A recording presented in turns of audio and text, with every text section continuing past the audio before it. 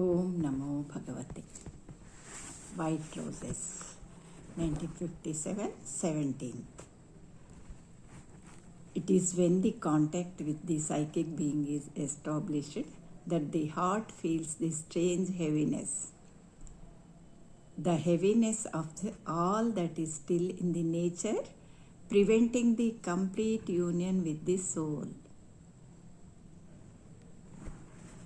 And this heaviness brings always tears in the eyes, but the tears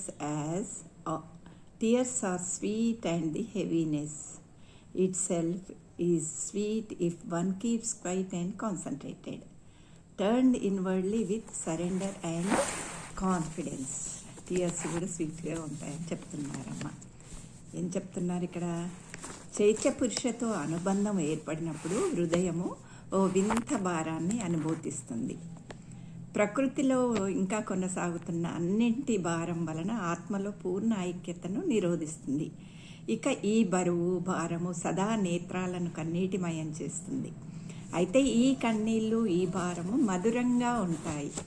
ఎవరైనా నిశ్చలంగా ఏకాగ్రతతో ఉన్నప్పుడు అంతర్ముఖంలోకి మరలి నమ్మకంతో, సమర్పణతో మెలగాలి.